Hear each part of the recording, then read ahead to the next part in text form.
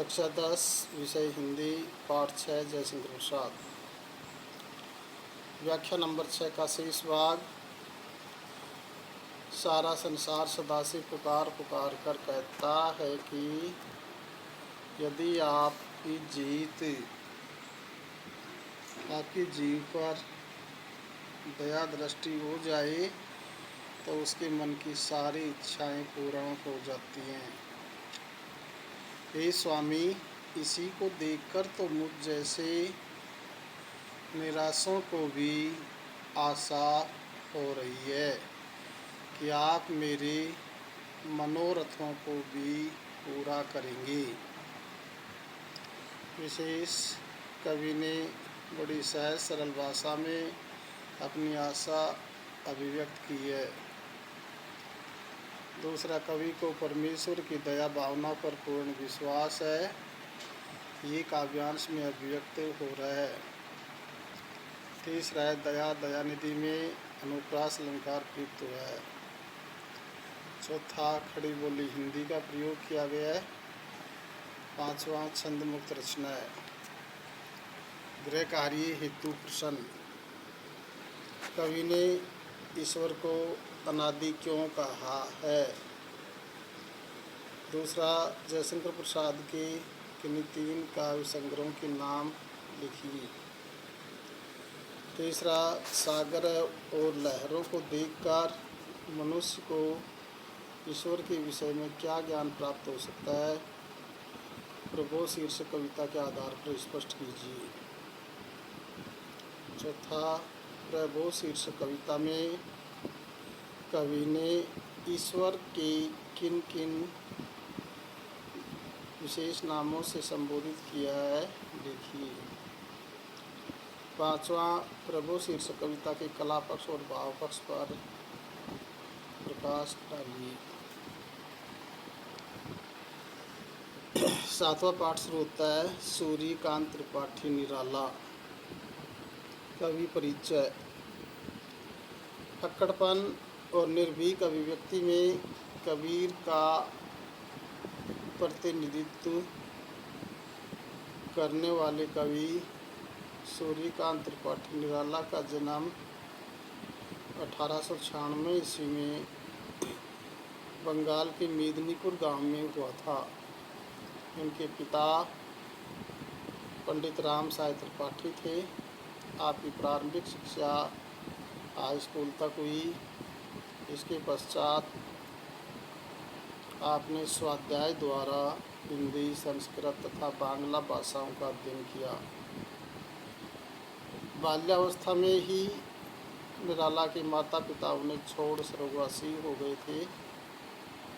युवावस्था में एक एक करके पत्नी, फिर भाई, फिर भाभी तथा चाचा भी महामारी की भेंट चढ़ गए थे। अंत में इनकी परम प्रिय पुत्री सरोज भी परलोक सिधार गई। मृत्यु के इस तांडव से निराला टूट गए। उनकी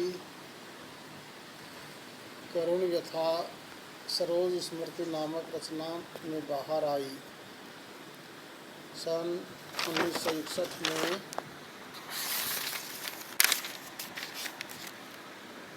इस हिंदी के निराले साहित्यकार का देहावसान हो गया। साहित्यिक परिचय।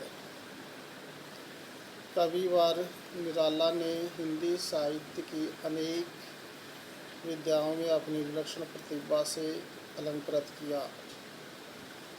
उन्होंने काव्य रचना के अतिरिक्त कहानी, उपन्यास तथा आलोचना पर भी अपनी लेखनी चलाई, किंतु मुख्य रूप से वे एक कवि के रूप में ही प्रसिद्ध रही। निराला की रचनाएं छायावाद, रहस्यवाद एवं प्रगतिवादी विचारधाराओं से प्रभावित है। निराला जी ने अनेक पत्रिकाओं का भी संपादन किया।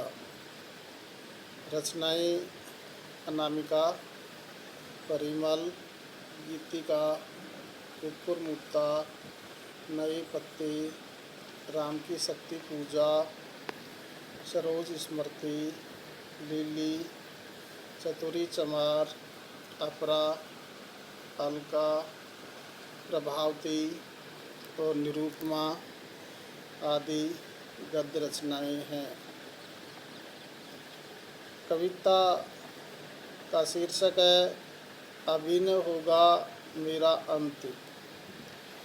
अभी न होगा मेरा अंत, अभी अभी तो आया है मेरे जीवन में मृदुल बसंत। अभी न होगा मेरा अंत, हरे हरे ये पात, डालियाँ कलियाँ कोमल गात, मैं ही अपना स्वपल मृदुल कर फेरूंगा निद्रित कलियों पर, जगा एक प्रत्युष मनोहर। प्रसंग प्रस्तुत काव्यांश हमारी पाठ पुस्तक क्षितिज में संकलित कवि सूर्यकांत त्रिपाठी निराला द्वारा रचित रचना अभी न होगा मेरा अंत शीर्षक से अवतरित है। यहाँ कवि पूर्ण रूप से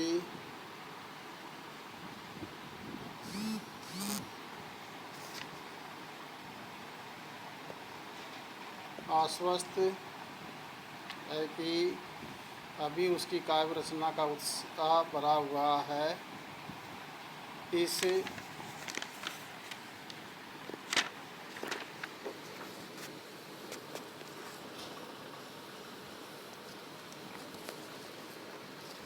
काव्य रचना का प्रथम चरण ही प्रारंभ हुआ है, अभी अंत बहुत दूर है। निराला जी कह रही है कि अभी उसका साहित्य सृजन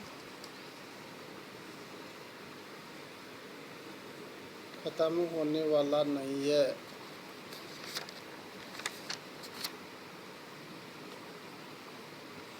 अभी तो उसके जीवन का आरंभ ही हुआ है।